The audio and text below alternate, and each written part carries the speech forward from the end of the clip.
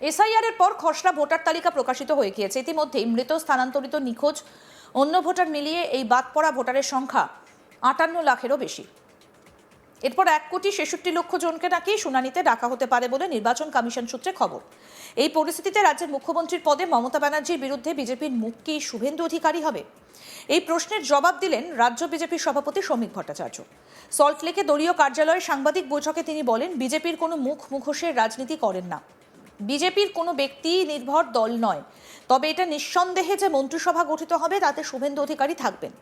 যখন শ্রমিক ভট্টাচার্য এই কথা বলছেন তখন তার পাশেই বসে রয়েছেন রাজ্যের বিরোধী দলনেতা শুভেন্দু অধিকারী। শ্রমিক ভট্টাচার্য বলেন, শুভেন্দু অধিকারী এত পুলিশের সঙ্গে লড়াই করেন, বারবার কোর্টে যান, ওনাকে জানে শেষ করে দেওয়া হচ্ছিল। জুন মাসে ওই বৈঠকটা দলের বা সরকারের তরফে উনিই নেবেন। কি বলেছেন বিজেপি রাজ্য সভাপতি শ্রমিক ভট্টাচার্য, শুনবো। বিজেপি ব্যক্তি নির্ভর রাজনৈতিক দল নয়, কিন্তু এটা নিঃসন্দেহে যে মন্ত্রিসভা গঠিত হবে সেখানে উনি থাকবেন।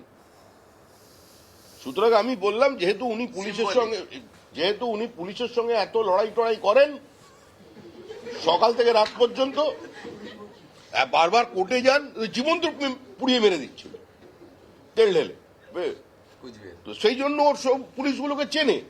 তো ওই বৈঠকটা দলের পক্ষ থেকে বা সরকারের পক্ষ থেকে উনিই নেবেন জুন মাসে, এটা কালের দেওয়ালে লেখা হয়ে গেছে।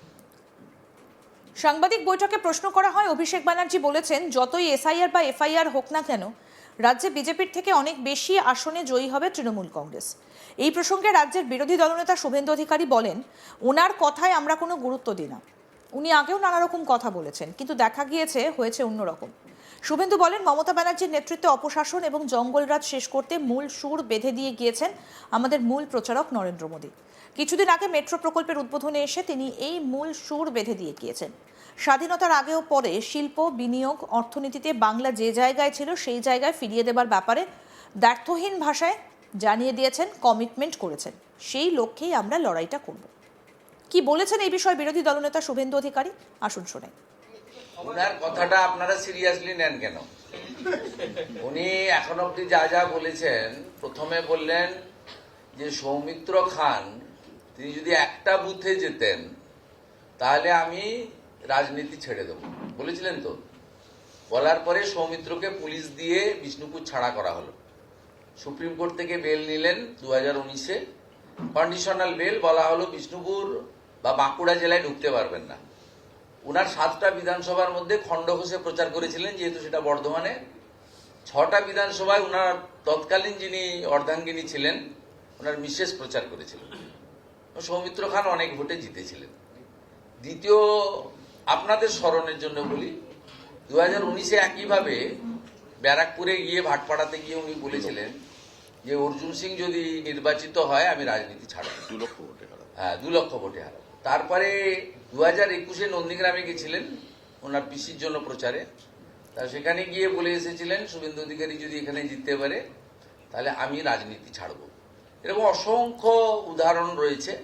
তাই আমরা অন্তত সিরিয়াসলি ওনার কথা নিই না। আমাদের প্রতিনিধি সুজয় ঘোষ কি প্রতিবেদন তুলে ধরলেন, দেখবো এবার। 2026-এর বিধানসভা নির্বাচনে মুখ্যমন্ত্রী মমতা বন্দ্যোপাধ্যায়ের বিপক্ষে বিজেপির মুখ্যমন্ত্রী প্রজেক্ট কি শুভেন্দু অধিকারী? একেবারে এই রকমই একটা প্রশ্ন ধেয়ে এলো বিজেপি রাজ্য সভাপতি শ্রমিক ভট্টাচার্যের কাছে, এবং রীতিমতো এই প্রশ্ন শুনে শ্রমিক ভট্টাচার্য তিনি রীতিমতো ভিমড়ি খেয়ে যায়, এবং তিনি যেটা বলেন যে বিজেপি মুখ এবং মুখোশের রাজনীতি করেন না, বিজেপি কোনো ব্যক্তি নির্ভর দল নয়, তবে এটা নিঃসন্দেহে যে মন্ত্রিসভা গঠিত হবে তাতে শুভেন্দু অধিকারী থাকবেন। যখন শ্রমিক ভট্টাচার্য এই কথা বলছেন তখন শুভেন্দু অধিকারী পাশেই বসে রয়েছেন। রাজ্যের বিরোধী দলনেতা শুভেন্দু অধিকারী এবং শ্রমিক ভট্টাচার্য একেবারে যৌথভাবে আজকে একটি সাংবাদিক বৈঠক করেন, এবং সেই সাংবাদিক বৈঠকে শ্রমিক ভট্টাচার্যর কাছে এই প্রশ্ন করা হয়। তার আগের একটি প্রশ্নে রীতিমতো শ্রমিক ভট্টাচার্য তিনি বলেন যে শুভেন্দু অধিকারীকে সকাল থেকে রাত্রির পর্যন্ত পুলিশের বিরুদ্ধে লড়াই করতে হচ্ছে, তাই পুলিশদের বিষয়টা তিনি ভালো বুঝবেন। এবং আমরা যেটা দেখলাম যে শুভেন্দু অধিকারী বললেন যে নতুন সরকারের যে মন্ত্রিসভা হবে এবং সেই মন্ত্রিসভায় শুভেন্দু অধিকারী থাকবেন। যদিও পরবর্তী সময়ে এই বিষয়ে শ্রমিক ভট্টাচার্য তিনি এর যে ব্যাখ্যা দিয়েছেন যে বিজেপি মুখ এবং মুখোশের রাজনীতি করে না। যদিও আমরা যেটা দেখেছি যে বিজেপির কেন্দ্রীয় স্তরে যে বিজেপির যে গঠনতন্ত্র, সেই গঠনতন্ত্রে তারা প্রথমে যে রাজ্যে তারা সরকারে থাকে না, সে রাজ্যে তারা কোনো মুখ্যমন্ত্রী মুখকে প্রজেক্ট করে তারা রাজনীতি করে না বা তারা বিধানসভা নির্বাচনে লড়াই করে না। ঠিক সেইভাবে আমরা যদি দেখি সেটা ত্রিপুরার ক্ষেত্রেও হয়েছে, দিল্লির ক্ষেত্রেও হয়েছে বা উড়িষ্যার ক্ষেত্রেও হয়েছে। সেক্ষেত্রে আমরা দেখেছি যে রাজ্যে বিজেপি ক্ষমতায় থাকে না, সেই রাজ্যে তারা বেশিরভাগ সময় প্রধানমন্ত্রী নরেন্দ্র মোদীর মুখকেই সামনে রেখে তারা লড়াইয়ে নামে এবং সরকার তৈরি হওয়ার পর পরবর্তীকালে তারা কে মুখ্যমন্ত্রী হবে সেটা তারা নির্বাচিত করে। এবং আমরা যেটা দেখেছিলাম ত্রিপুরার ক্ষেত্রে একেবারে হঠাৎ করে বিপ্লব দেবের মতো একজন নেতাকে আনকোরা একজন নেতাকে মুখ্যমন্ত্রী চেয়ারে বসিয়ে দিয়েছিলেন। ঠিক একই ক্ষেত্রে উড়িষ্যার ক্ষেত্রেও এটা দেখা গিয়েছিল। এবং আমরা যদি বলি যে দিল্লির ক্ষেত্রেও একেবারে এই ফর্মুলাই কাজ করেছিল। সেক্ষেত্রে মনে করা হচ্ছে এ রাজ্যে 2026-এর যে বিধানসভা নির্বাচন, সেই বিধানসভা নির্বাচনে এ রাজ্যে বিজেপির মুখ্যমন্ত্রী মুখ কে হবে সেটা এখনও পর্যন্ত বিজেপির তরফ থেকে স্পষ্ট করা হয়নি। এবং শ্রমিক ভট্টাচার্য যে ব্যাখ্যা দিলেন সেখান থেকেও এই বিষয়টা স্পষ্ট যে এবারের নির্বাচনেও বিজেপি তারা মুখ্যমন্ত্রী মুখ সেটা শুভেন্দু অধিকারী বা অন্য কেউ বা শ্রমিক ভট্টাচার্য না সুকান্ত মজুমদার কি বিজেপির মুখ বা মুখ্যমন্ত্রী মুখ হবে সেটা তারা এখনও পর্যন্ত যেরকমভাবে স্পষ্ট করেনি। আগামী দিনেও তারা কতটা কি স্পষ্ট করবে। এবং শ্রমিক ভট্টাচার্যের আজকের যে ব্যাখ্যা সেই ব্যাখ্যা থেকেও এই বিষয়টা স্পষ্ট যে তারা 2026-এর বিধানসভা নির্বাচনেও পশ্চিমবঙ্গে যে লড়াই তারা করবে সেখানে তারা নরেন্দ্র মোদীর মুখকে সামনে রেখেই তারা লড়াই করবে। ইতিমধ্যেই শাসক দল তৃণমূল কংগ্রেস তারা কটাক্ষ করতে শুরু করে দিয়েছে যে মুখ্যমন্ত্রী মমতা বন্দ্যোপাধ্যায় যে তার রাজনৈতিক যা এক্সপিরিয়েন্স, যা অভিজ্ঞতা, মমতা বন্দ্যোপাধ্যায় যে লেভেলের একজন নেতা, তার রাজনৈতিক যতটা বিচক্ষণতা, একজন মুখ্যমন্ত্রী মমতা বন্দ্যোপাধ্যায়ের বিকল্প মুখ শুধু বিজেপি কেন, এ রাজ্যের কোনো বিরোধী রাজনৈতিক দলের এই পাল্টা মুখ তাদের এখনও পর্যন্ত তৈরি করতে পারেনি।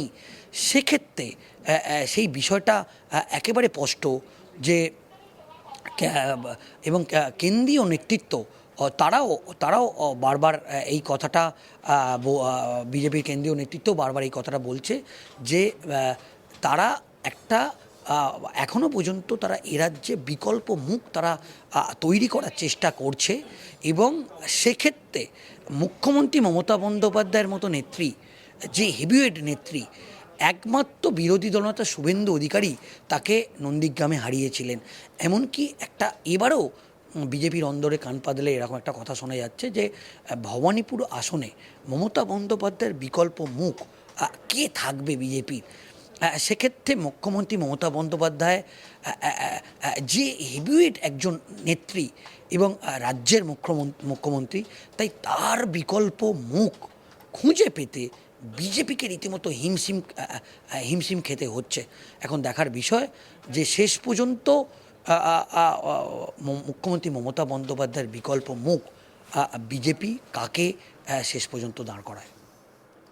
আরও আপডেট পেতে দেখতে থাকুন আজ তাক বাংলা। সাবস্ক্রাইব করুন, নোটিফিকেশন পেতে বেল বাটন অপশন প্রেস করুন।